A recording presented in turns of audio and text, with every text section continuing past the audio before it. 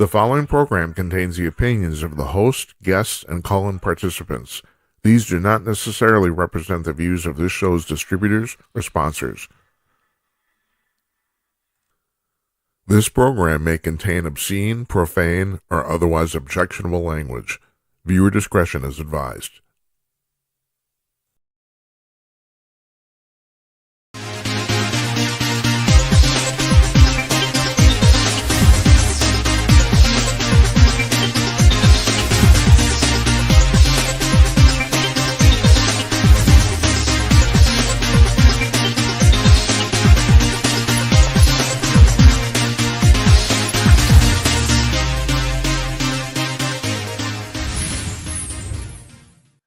Yes, coming to you cordless, everybody. It's Wednesday night. Yes, it is. It's Wednesday night. I had to stop and think about that for a second. April 2nd, 2025. Welcome to another edition of Jim Peters at Night. I am Jim Peters. This is episode number 217. If you're keeping score at home, hope you guys had a good night today and day and all that sort of stuff. Here in Minneapolis, we got this sloppy, ugly, slushy snow. It's just terrible. Yeah, I'm bitching about it because I found out today that it turns out that the last snowfall in Minneapolis averages about April 15th every year, almost exactly. So that's like 4.5 months of winter. There you go. Like you want to know that. Our guest tonight is Jeff Meyer, CEO and publisher of Conk News, our old friend. He's coming to us from his estate in northern Wisconsin. We had a little concern yesterday because of this big storm we had here in the Midwest that maybe we wouldn't be able to connect. But not only do we connect, we have a fantastic connection. He looks beautiful in the picture. And speaking of that, I wanted to bring this up here. It's a little detail, but I'm a nerd, I'm a dork, and you know that. And that is tonight, for the first time in ever, as an experiment, we're broadcasting in 1080p, which is considered full high def. Usually we're at 720p, which is standard high def, but we upped it this time. And when we started the show a year and a half ago, we weren't really using quite the computer power we have now, and I didn't want to risk it in case it would completely crap out. I don't think we're going to have any problems here. I don't think we're going to, but we're doing it anyway. And if it works, we'll try it a few more times. If it works, we're going to make it permanent. So that's what we got. Now, next Thursday, that's a week from tomorrow. We're not doing a show tomorrow night, by the way. Had to cancel that for family stuff. Next Thursday, Jonathan Lockwood, author, he's written like a dozen books on military history and space exploration, and that's right up my alley. He's going to be our guest next Thursday. Next Wednesday, Tim Conaway will be back here, the former executive editor of Hustler magazine, and we always love talking to him. He's always got something interesting to say. Monday or Tuesday, I don't know yet. So, but I think we have a guest for Tuesday, and I'm going to do a solo show on Monday. You guys can call in if we do that. So that's the schedule right here. We're going to do a commercial right now, ironically for Conk News, and when we come back, Jeff Meyer will be joining us. Stay tuned, please.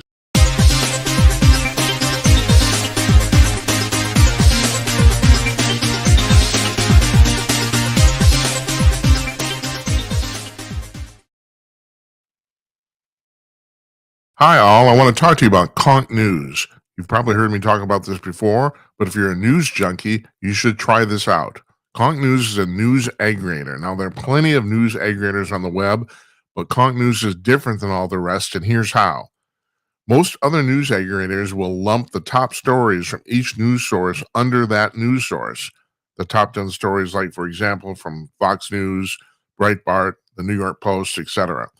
What Conk News does is it sends its servers out onto the web to over 75 different news sources every 3 hours. And yes, this is an automated process, but in this case, that's actually a good thing. And collects the latest stories from said 75 sources and then lays them out on its own front page in the order they were posted, regardless of the source. So you see the latest stories at the top of the front page, regardless of where they're from. And this is all free to you. You don't need to log in. You don't need to subscribe, register, nothing. It's completely free. All you have to do is go to conk.com to check it out. That's conk.com, CONK.com. Conk.com, Conk News.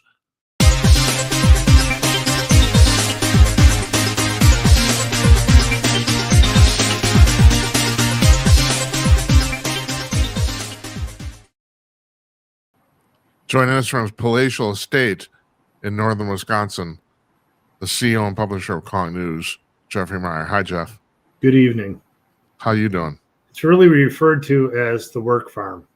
Yeah, I know. Yeah, I called it an estate. It's a farm, but whatever. It is an estate, man. You own land, you know. Yeah, that's right. That's right. You only had it for 2-3 years, right? Yeah, this will be our 4th spring. Yeah, right. So, did you get bad storm up there? We have 4 or 5 inches, but it rained, snowed, and when it came in about an hour ago, it was still sleeting. So that's always good. I just want to make sure we get that clear. The snow was 4 or 5 inches, right? Yes. Yeah. Okay. Yeah. We're starting there already, huh? Yeah. Yep. Good. I'm a dork. Yeah. Exactly. Oh my God. And you're a dork. And what is it? 1280? No, 1080. 1080p. Okay. 1080p. That's how much I know about this TV stuff. Yeah, well, yeah, and you're the inaugural, man. It's full blown. So if as long as I look 10 pounds thinner, that's all that matters to me. You actually got a good picture going on here. You look good. So it's like you're worried about the light, but it looks good. Fine, it looks fine. So perfect. So it was Liberation Day today. What do you think of that? Yeah, I watched it as I was traveling north out of communist Minnesota, crossing the border into semi-communist Wisconsin. And so I watched part of the Trump or listened to part of the Trump deal. And then I don't know, I lost the signal anyway. I turned on a Duluth station and it happened to have NPR on it with the illustrious senior senator from Minnesota, Amy Klobuchar. Yeah. Just a dreadful human being, talking about all this bad stuff Trump is doing and all the good stuff she can be doing. And I'm like, you're in your 3rd term, 18 years sitting in the Senate chambers, and you haven't done anything except line your pockets. And we don't know about it because she's really quiet about her wealth, right? She's not a Nancy Pelosi. Well, would you agree? I mean, the thing is, like her or hate her, she's a couple notches smarter than most of the other people sitting there. So that doesn't surprise me that she's not. No, she understands the game. I mean, her dad was a famous news person who wrote and understood the real game of life.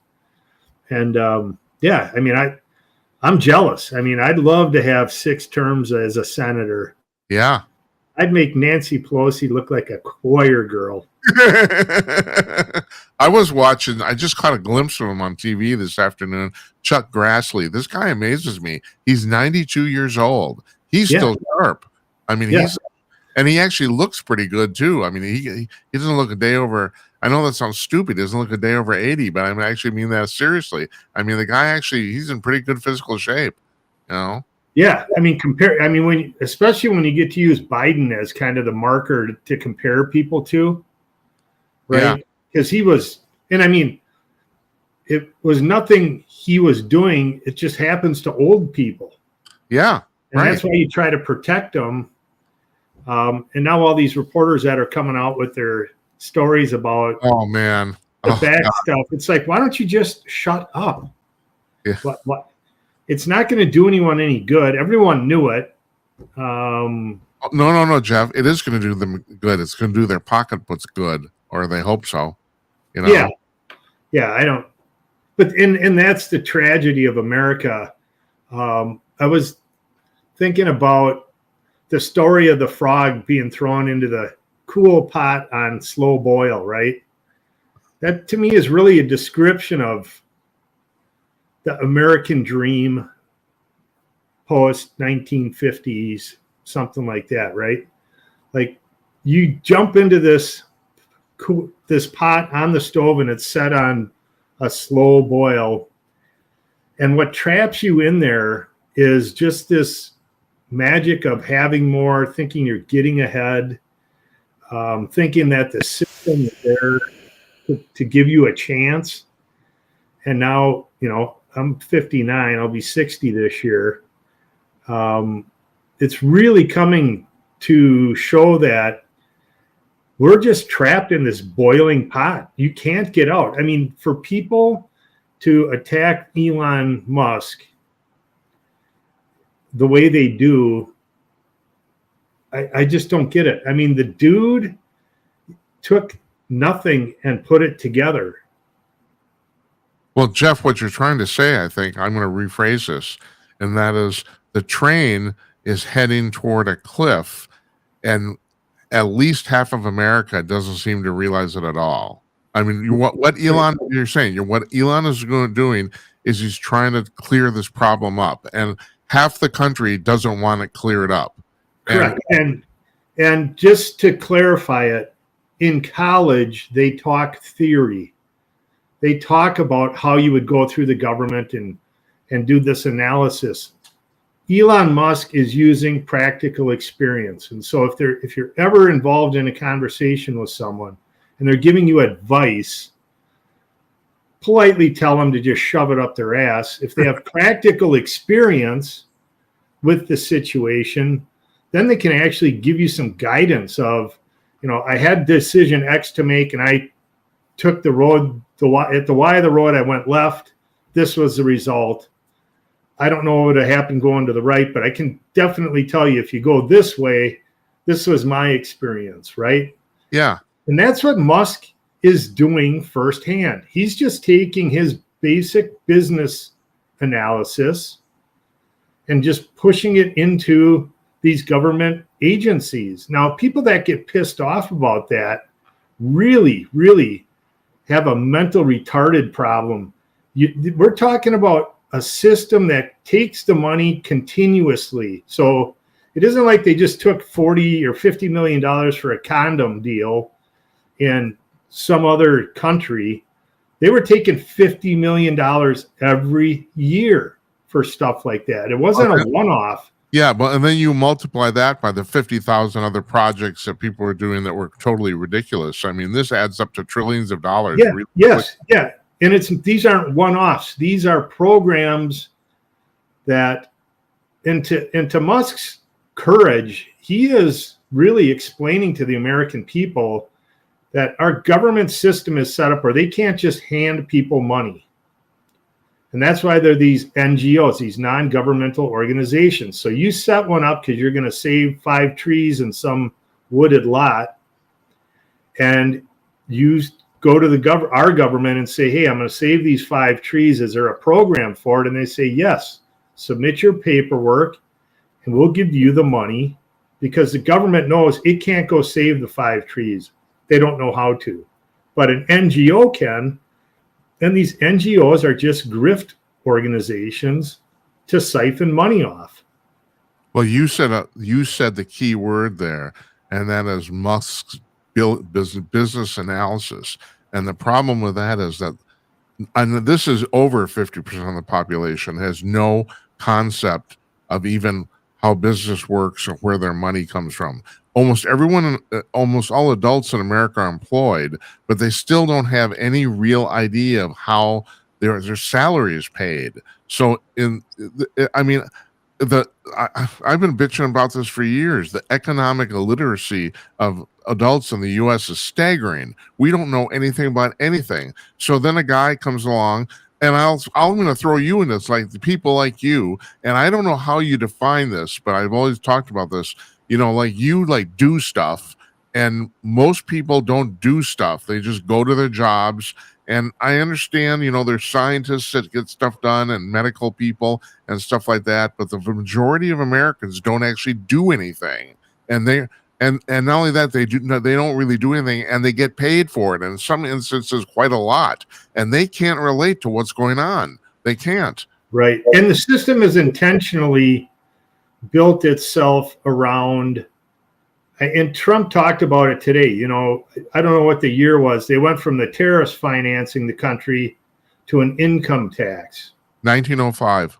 Right? Okay, so when that happened, then they had this great idea, and it is brilliant when you think about it. They said the employer and the employee will equally share in contributing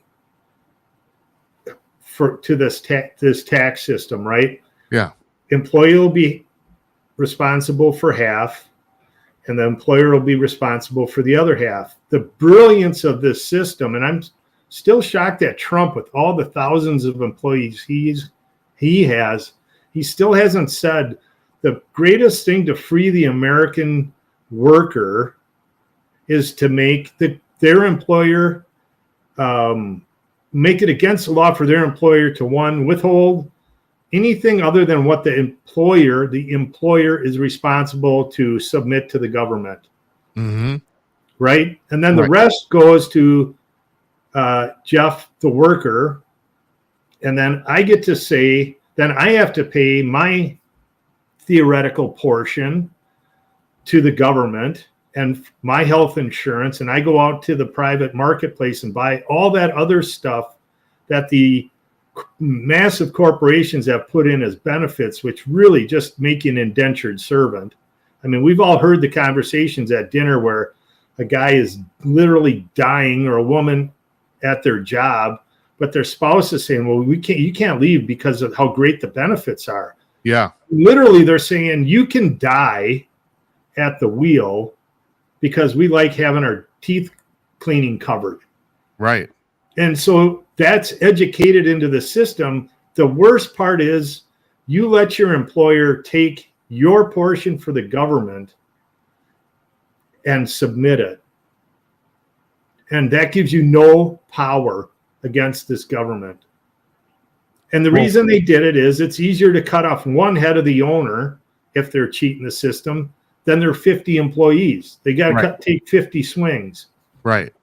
Right. But don't you think it'd just be better to get rid of the whole damn system altogether? I mean, you know, there are people, and I think there might be some truth to this, but I've never done the math, that if you got rid of all this waste and abuse and stuck with these tariffs, there's a possibility we could eliminate income tax altogether. I mean, they're just, and I don't know, but at this point, the damn ship is so damn big. I don't even know if I think half the country doesn't even want to get rid of income tax. Well, and that's why I think what we have to start with is you're responsible for your part of it. People, so that has to be a generational change, right? Yeah. It's like the war, right? Right. These people battled in the war and came back to society. What we need is a group of people that in 2026 make their contribution for their taxes to the government on their own. Yeah. Separate from their employer. That there's just some natural break. Then us pigs that supposedly have been paying into the Social Security system, somehow we got to get weaned off the tit. And so maybe ours is more gradual because we're just like, you mean I got to save that money and send it? When do I send it? How do I send it? But you could start with a line in the sand of anyone employed after their first employment after pick a date. Here's how that system works. But it has to go through. People have to be able to talk about, I remember the days when my employer just did it, and everyone that's on the other side would say, yeah, that's really stupid. I sit on that money till my quarterlies are due, and then I take the day off from work, so I'm not productive, so I can stick my finger up to the system, and then I stand in line with the check.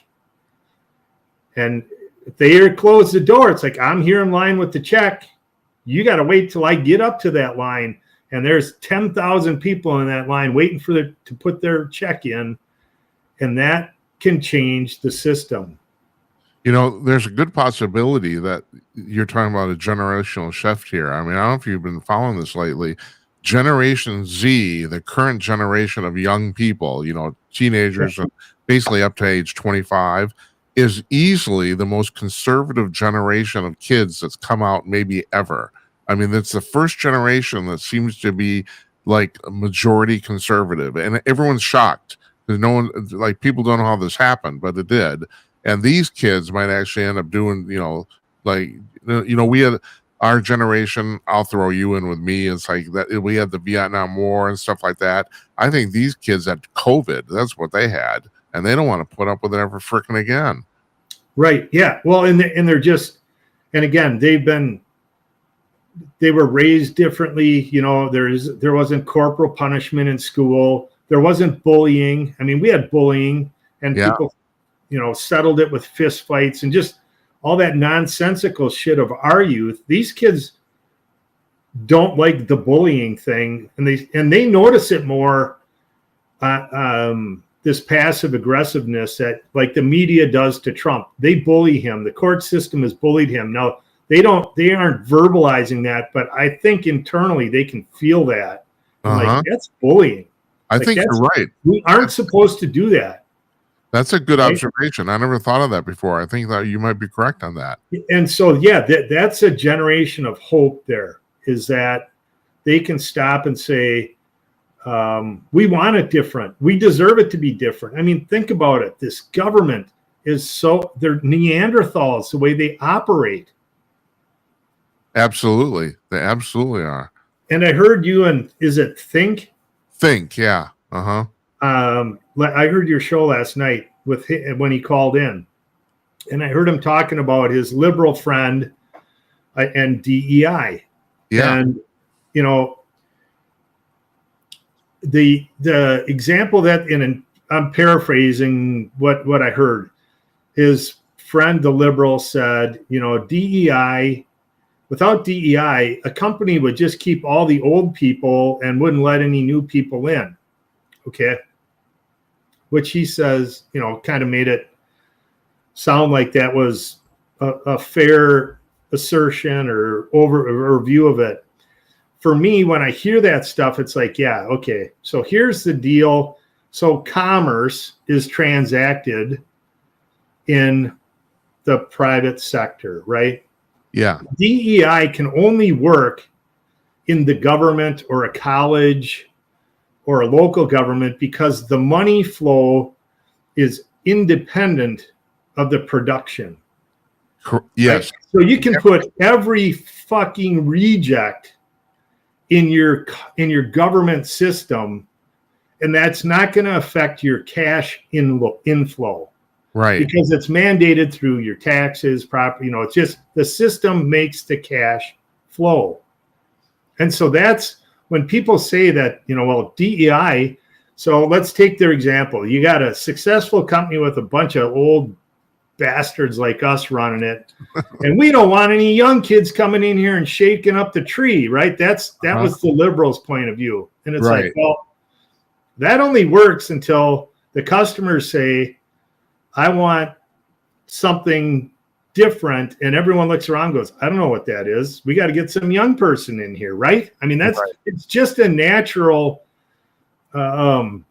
lifting of the boat of that company. Like, if we're going to stay in business, we have to bring in the young people, the new technology, where the government, and now Elon Musk is proving this theory of mine, and my theory is not brilliant because it's from me, but we're getting this great view of, you have this government system which confirms my theory. The money just flows in there, and you get every weirdo. Now, I don't care if you have purple hair and you're a man and you want to wear a dress, but if it affects the commerce of your business, people are going to say, don't do that, because we've got less sales because of XYZ. You're XYZ, right? But in the government, they can put this crap in there, or the universities, because the money flow isn't affected. Yeah, and the way you said that, that's the brilliant part. You said the money flow is independent of production. Is that what you said? Yes. That's absolutely correct. And I never thought of that before either. That is a brilliant idea, Jeffrey. You're absolutely right. And I hate to describe the government as production, but their function / production. Yeah, whatever. Right. Lack of a better term. Right. You're right. Yeah. It is not contingent on the money coming to them because they're doing anything right. They Right. can do everything wrong and the money shows up at the door. That's correct. It doesn't matter what they do, the money shows up. Correct. Yes. So therefore, it's not. I mean, the obvious corollary to that, it's not legitimate. It's Right. not. Well, and that's why DEI can work there, right? Right. DEI can work in the government, in the federal government, the state government, the college, a public school system. Just think of where the money comes to them without any. You can't say I'm pissed off about my property taxes, I'm not sending them. That just doesn't work. Or hey, employer, don't send my portion to the government. I want it because I'm not happy about the DEI shit. And so to me, Elon Musk is doing, and your generation, my generation, anyone older than you, they don't. It doesn't matter what they think about this. It's the 40 and under that if they can see some inkling of hope that, one, you can make your American dream come true. Now, Elon Musk is a strangely wired animal. There aren't that many of them. And that's what makes him so unique. Don't you just find it amazing? I can't even wrap my mind around people like AOC calling him stupid. Like, have you ever launched a frickin' rocket? I mean, like, he from scratch, he built the best cars on the planet. And people said, you can't even start this company. You don't know what you're doing. Not only did they start the company, they're arguably the best cars built. I mean, it's like unbelievable. And you're going to call this guy stupid?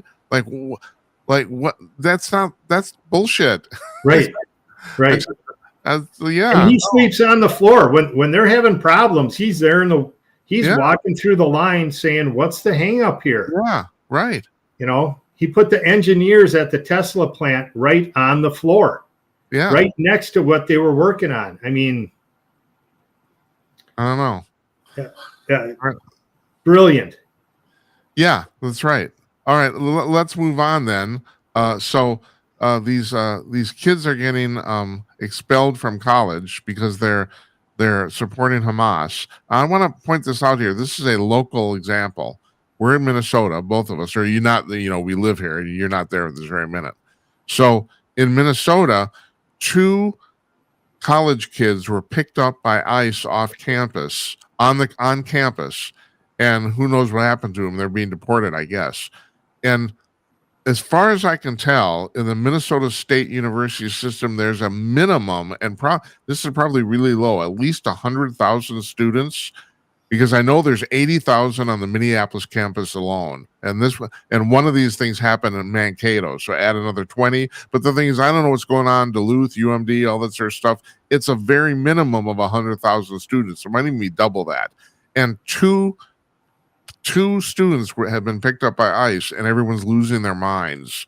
And it's just like, well, what? I mean, and not only that, then this guy, the guy in Colombia that they're trying to deport, it turns out he has a direct tie to Hamas. We're not talking about like he's not reading stuff on a website or something like that. He's communicating with them, which technically makes him a terrorist, Right. And so, and everyone's got their, it's like, what about his freedom of speech? Well, he's a terrorist. I mean, what the hell? What are you doing? And then on top of that, this just came out today. So Hamas, there's a protester over in Palestine and Gaza who's protesting Hamas, and Hamas grabbed the guy off the street, tortured him for 2 days until he died, and dumped his body in his parents' front lawn. And I'm just thinking, yeah, queers for Palestine. It's like, what the hell? What is this? It's the stupidest thing ever. And are we living in a bizarre world, or what's going on here? There's people now protest. You can't do anything that even makes some least bit of common sense without a whole bunch of people saying you can't do that. And this gets back to the Elon Musk thing too, but everything. I mean, there's like 2 students out of like what, 100,000, and this guy gets killed, and it's like, oh, still, you can't send these kids back. It's like, and again, we don't because our mainstream media is so poor at their job. There's no way to quantify all these drunk driving act. And again, not that Americans don't drink and drive and kill people. I'm not saying that it's all illegal aliens that are doing it. But when they say, when they give you this one guy example, it's like, well, okay, how about if there's 2 million that came in, first of all, why would they be able to drive on our roads or function anywhere in our society as normal? And so they put up these 2 guys, right? Yeah. And there's probably 30 people in Minnesota that been affected by an illegal alien to some degree, but there's no centralized coordination of tallying that stuff. Right. To me, that a lot of that is just the media trying to hype it up, and I don't see any one that really cares about it. It's like, well, if you weren't here, you weren't supposed to be here and they picked you up, that's your problem. Should have hid better. Well, speaking of the media, I mean, I don't have to tell you this because this is like a weekly, monthly occurrence now. Way more people are getting laid off at way more media outlets, and the press, because of that, the media, the people in the media are losing their minds about this too. But the thing is, how can you keep lying to the American public and then you wonder why your ratings are 0? I mean, it's like, why didn't you think of this? I mean, it's like, you and I have been doing this dance for years, and we've been asking the same question and never seems to change. And these bozos never seem to ever actually think of this. I don't understand. Yeah. And I mean, I used to watch Mika and Joe religiously. I mean, for years. I'm an early riser. I'd click him on just to watch the sexual tension between those 2 idiots. But it's unbearable now. Yes, it is, isn't it? They used to pan or take a shot of Joe with her not in the picture when she was given one of those, and shaking her head and rolling her eyes in her head. Now they keep the wide angle on her, and it just looks juvenile, right? It's like, get your shit together, woman. First of all, you're paid very handsomely for speaking into a microphone. No one, just shut up and deal with it. Yeah. I totally agree with you. I thought of you today. Signalgate's the biggest blah, blah. I mean, I watched it that morning right after that when that thing rolled out. And my thing is, how does that different than Hillary Clinton having a server, right? A server in her own structure running her email. It's not different. Matter of fact, the server thing is worse. It is totally worse. And as we know from our web experience, okay, she says she destroyed her server. Well, if you know where she sent the email, it went somewhere else. There's a line to it. Yes. In someone else's junk or somewhere. I mean, she might have wiped her server out, but everyone she sends stuff to, it's on the other end. It's not right. When they blew up her server, the unconnected servers didn't lose that information. That's correct. But Joe could never come up with that question because Mika's, having a tizzy next to him. Just a couple of, and so my thought was when that signal thing, I didn't realize that the Biden administration had given them the phones. I guess that's how it would work, right? Yeah. You buy a business, you get the shit you bought. Right. There, and they had it on there.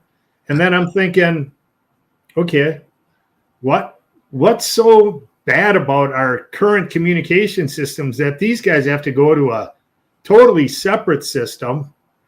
And then the biggest thing of that whole thing, Jeffrey Goldblum, or what's the guy from the Atlantic? Yeah, is that Rosenberg? Or I can't remember. I don't know, whatever. Okay, so JG is on there, right? And thinks he's going to really coup d'etat this thing. And so I say to a gun owner I know at work, what do you think about that whole signal thing? He's like, well, if you weren't supposed to be included in it, wouldn't it be the more honorable thing as an American to text someone back and say, hey, I don't know why I'm on here, but I'm on here. But he schleps through the dark on this thing and it falls apart. That's right.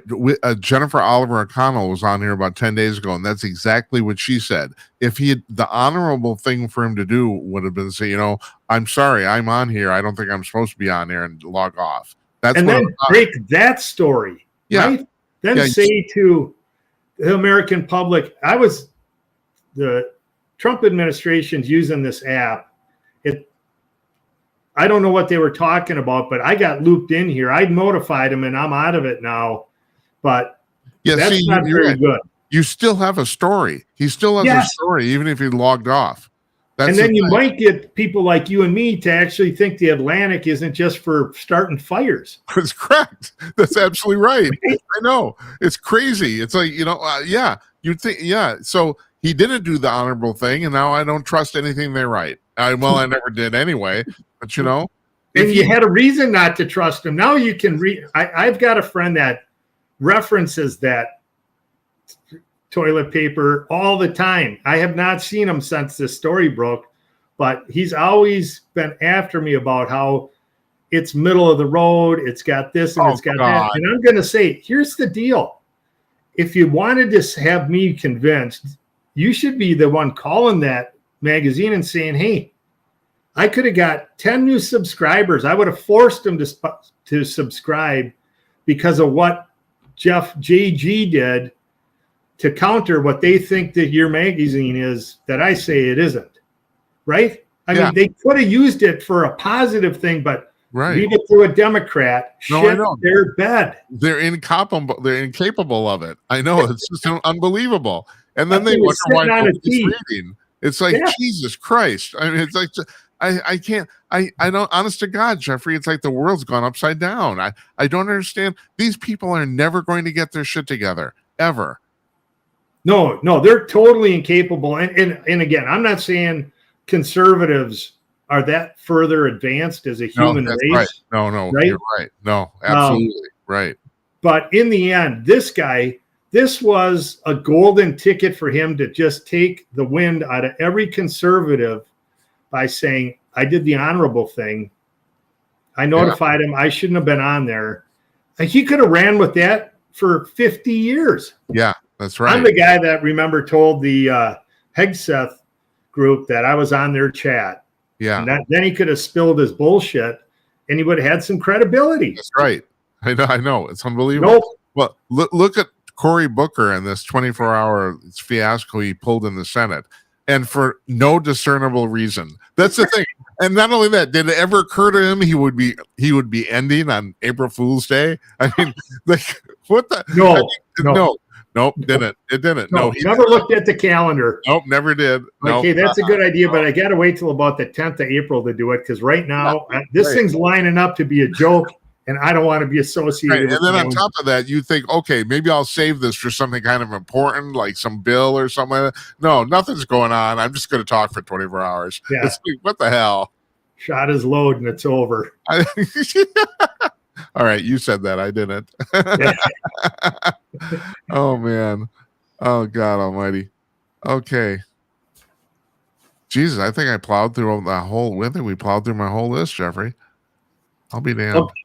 All right. So I was in Florida when 3 SpaceX went up, and one of them was with the replacement astronauts. Now, we were over on the West Coast, over in the Punta Gorda area. But got up to watch that thing take off.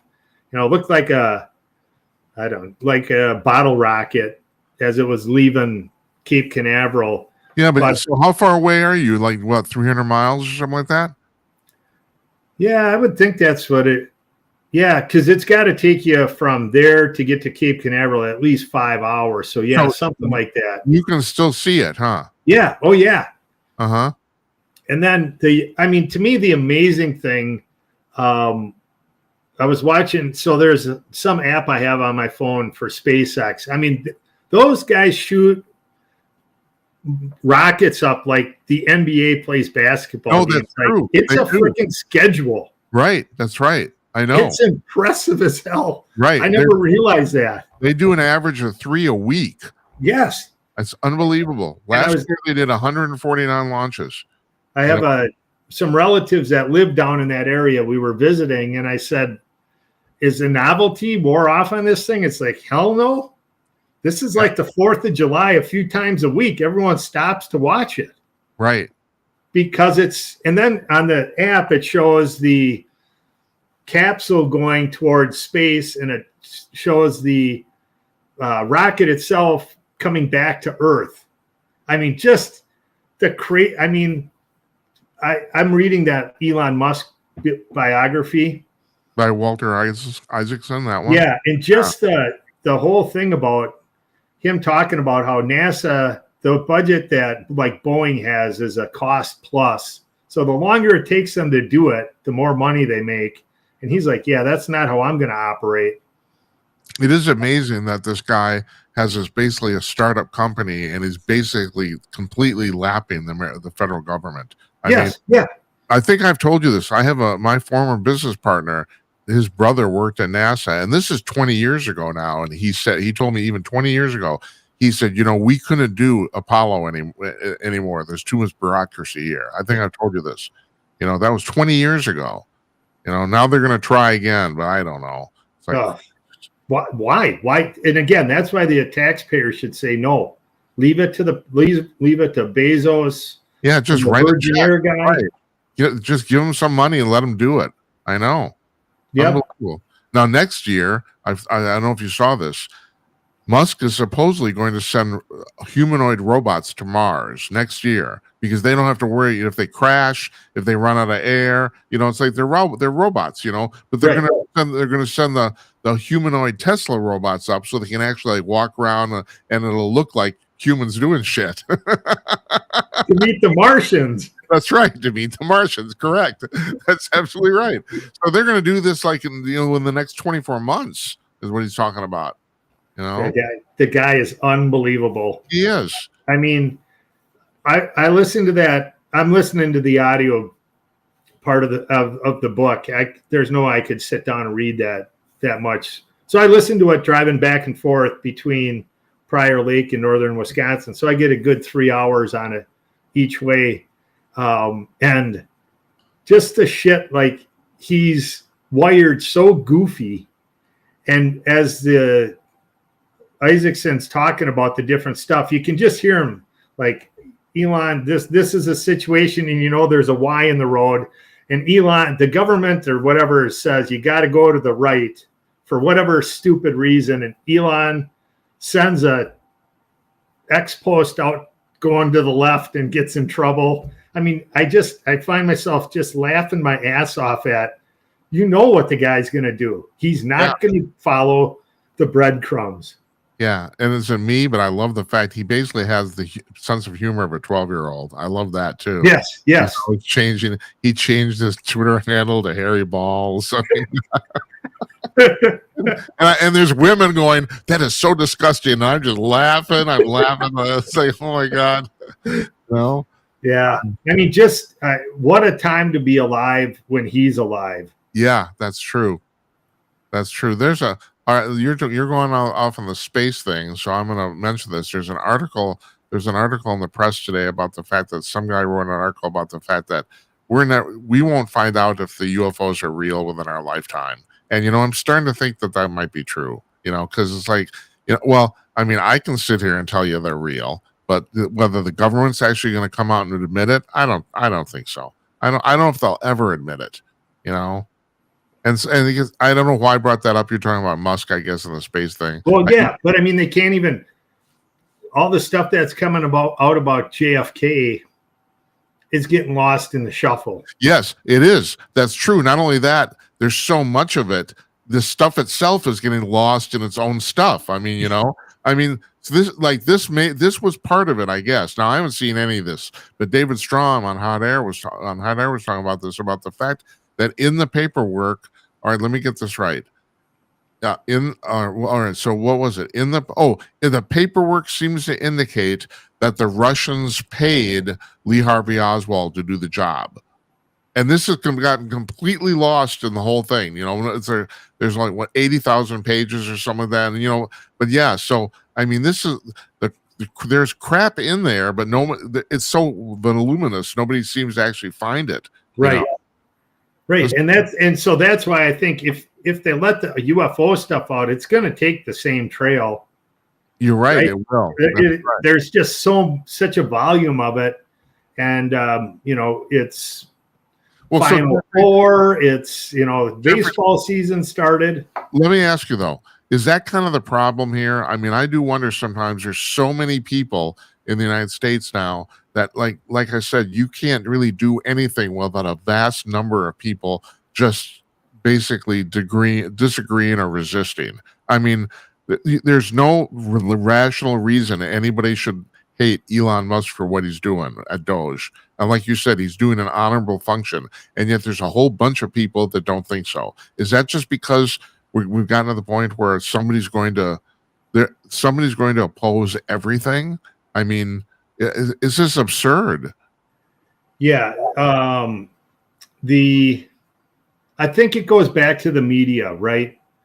They get to start the drumbeat and totally deflate anything you have to fight so hard to get the truth out.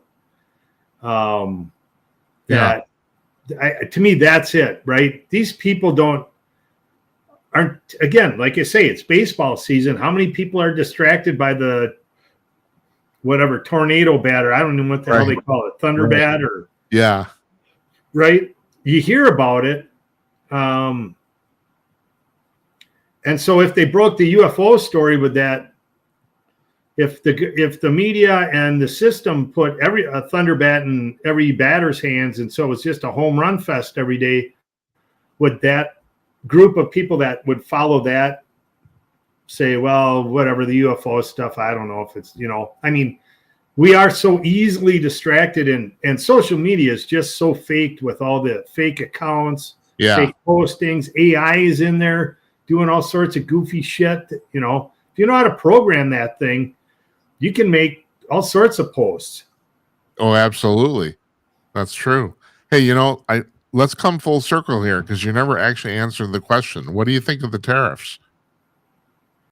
The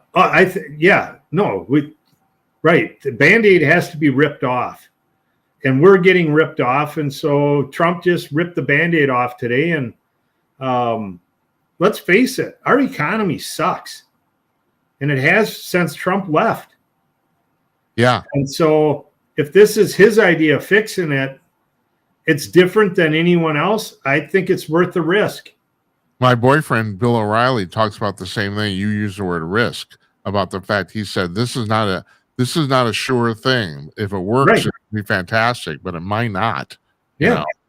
So, I mean, he's taking. But again, in life, then you can go back and say, if someone brings this up again, you can say, well, that didn't work. We can't say that right now, because the previous time we had it, obviously the world was different. But just the sheer numbers of, we don't sell any American-made cars in Europe because of the tariff, and yet they come in here at 2.25% tariff. That just doesn't make sense. And not that a Ford pickup should be going around Piccadilly Circle. But there should be the opportunity for that. Yeah. Yeah, I don't see how anybody on any level can object to the reciprocal tariffs. Right. I don't. It's just that I can understand, but I don't know. I'm with you. First of all, I trust Trump's judgment. I mean, in economics is his wheelhouse. That's his thing. So and he's been talking about this since the 90s. Yeah, no, matter of fact, somebody said he wrote an op-ed in the New York Times in 1987. Sure. Right. Yeah. He's been talking about this forever. So our esteemed senator was very shooken about the relationship between the Canadians and us, because they're not going to come down here anymore and enjoy and spend their Canadian dollars down here. Bullshit. In America. And I'm thinking, right. Yeah, right. Here's a Canadian couple in October. Hey, Madge, everyone says we're supposed to go to Mexico. for instead of down to Florida. Yeah.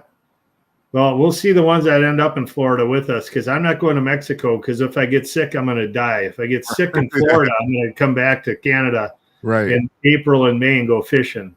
Oh, it's a simple conversation. Yeah, but Jeffrey, what about all the people who drive from Thunder Bay to Duluth to go shopping at Target? I mean, they do. Yeah. Yes.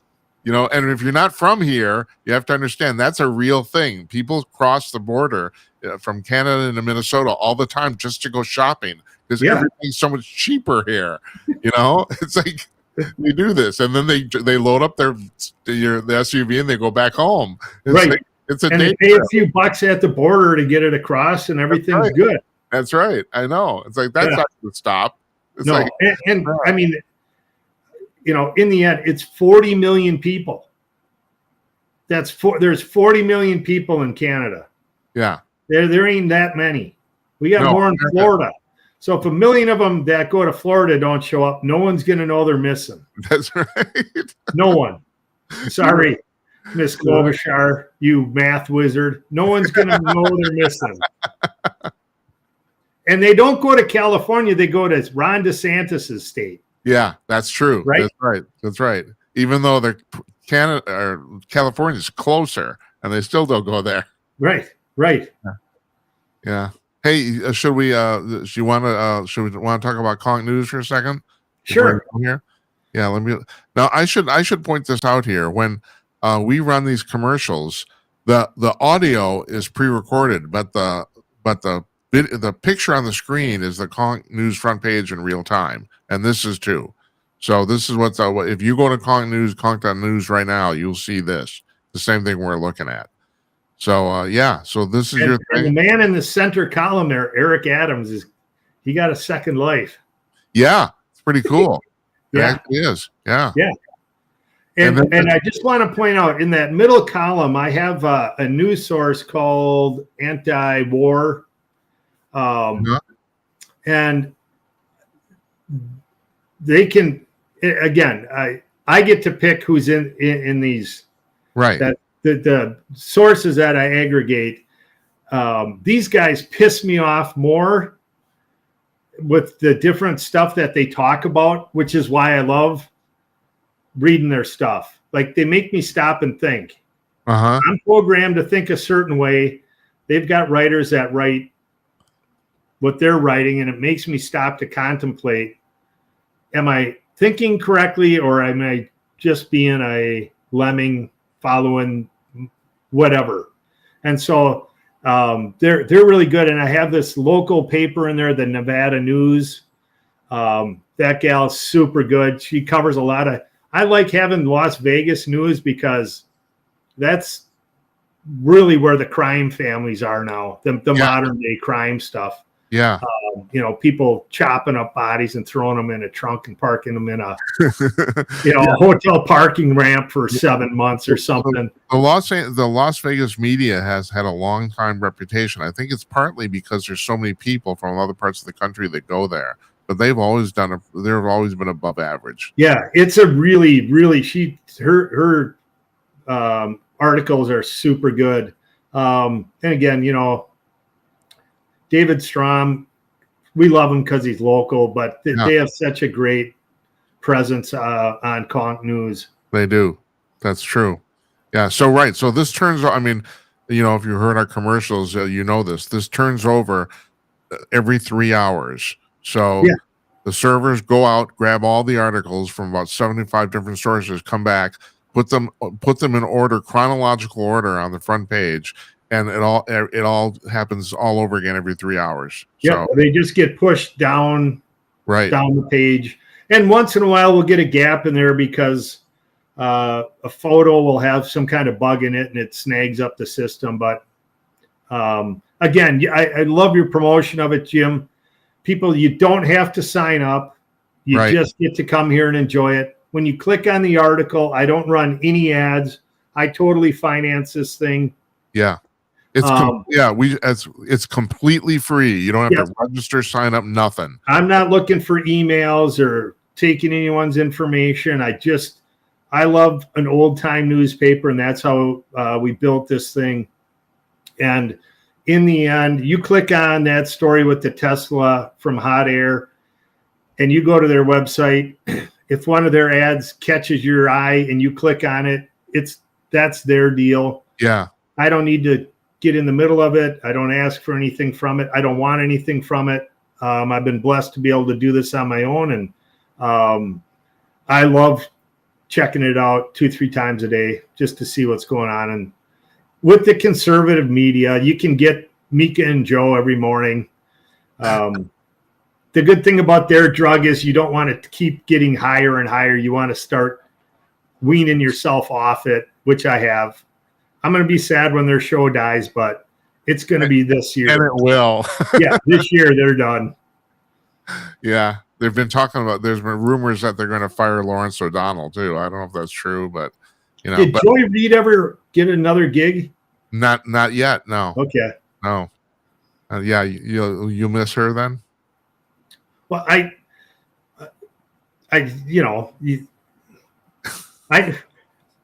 do. Yeah, I mean, you do. There's nothing to me crazy. Yeah, to me, it's like, oh, that's how some people think. I don't think that way, and so it challenges me. Am I right? Are they right? What is the truth in this? And knowing both sides is a better way to find the middle. Absolutely, and that's where we need to live, right? I can't be right all the time. I should be, but I can't be. And I've always joked I made a mistake once in 1972. So that's right. I was in high school. Hey man, nice talking to you. Really appreciate it. Always a pleasure. Thanks. Glad the internet worked. Yeah, you stay dry up there or whatever, and we'll do the same. And I don't mean when I mean dry, I mean actually like precipitation, not correct. Not off the hooch. Because I don't know. Actually, what's the closest town to where you're at? What is it? It would be where's Jack Link from? Minong. Oh, okay. All right. Yeah, because I know you can always. A lot of people like to go into town and like have a beverage, So, and I'm sure. Oh, there's like 10 on the way to town. Okay, and someone just had a video of a young moose crossing County Road up here. I don't know. Beer. Like, gleefully coming out of the woods, like, whoa, yeah. a long way from home, buddy. He got some action. That's right. Okay. All right, Jeffrey. Thanks. We'll see you soon. You take care. All right? Thanks. You.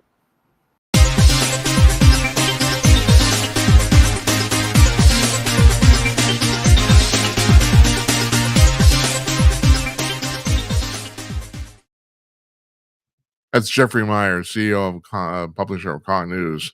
And that was, you check that out. It's at conk.news or conk.com, either one.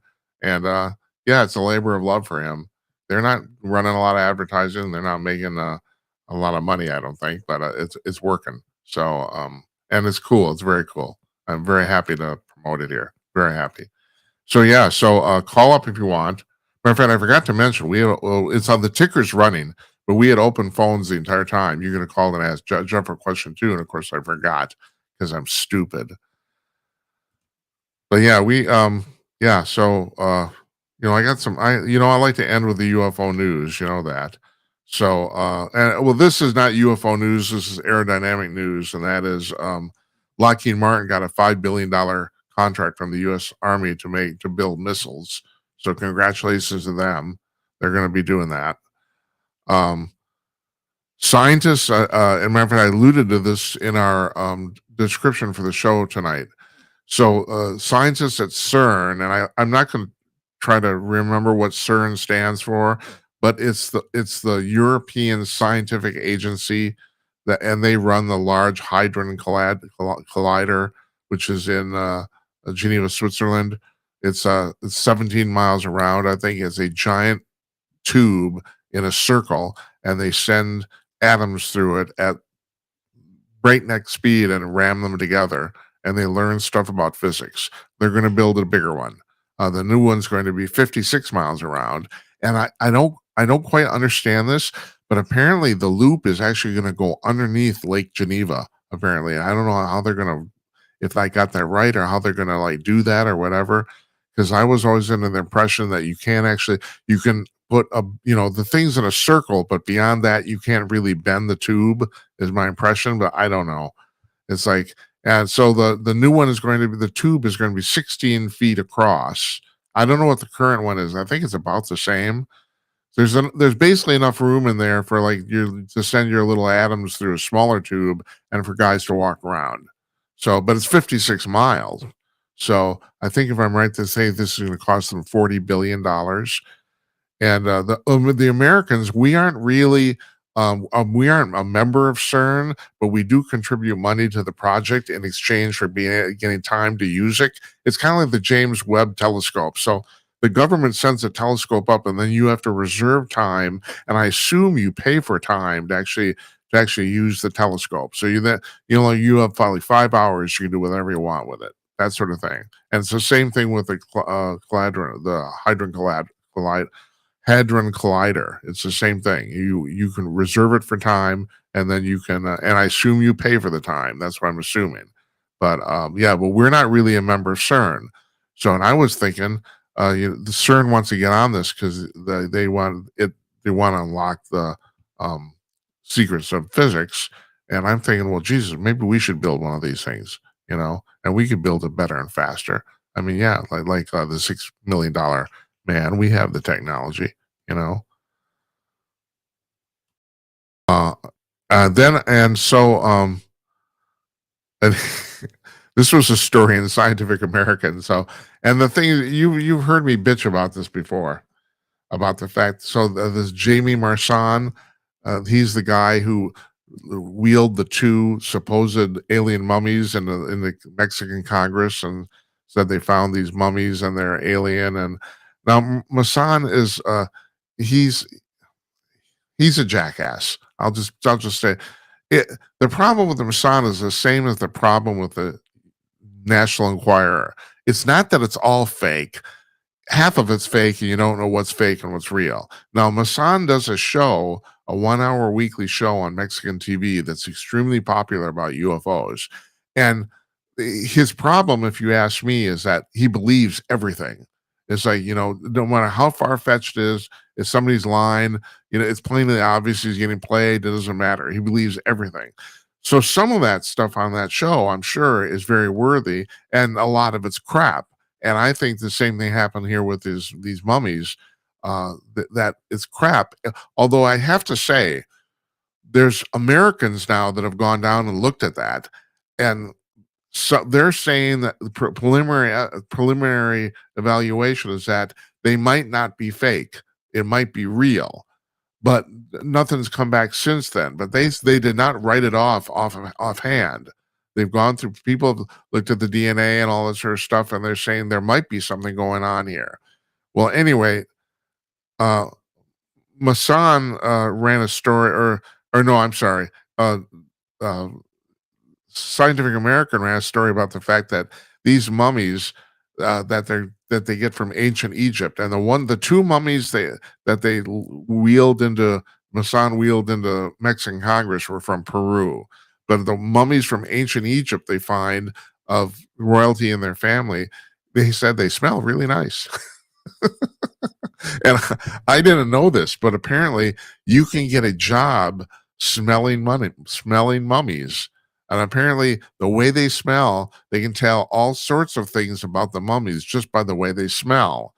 And you have to be educated in that. But yeah, there's mummy smellers, or I don't know what you want to call them, mummy olfactory evaluators or something like that. And they go around, they smell mummies, and they can tell you a lot about the mummies by the way they smell. And then generally they smell pretty good. That's why I thought that's why I'm going to share with you. All right, so now Jeff, I'm going to end with this tonight. Jeff touched on this, and we're gonna do starting next week. We're gonna run some experiments here. We're gonna do something very novel that, as far as I can tell, has never been done on radio and television in the United States yet.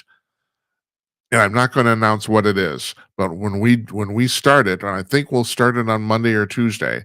When we start doing this, you'll know about it. We're going to send out a press release and that sort of thing. You'll definitely know, because not only am I going to announce it on the show, it will affect how the show runs.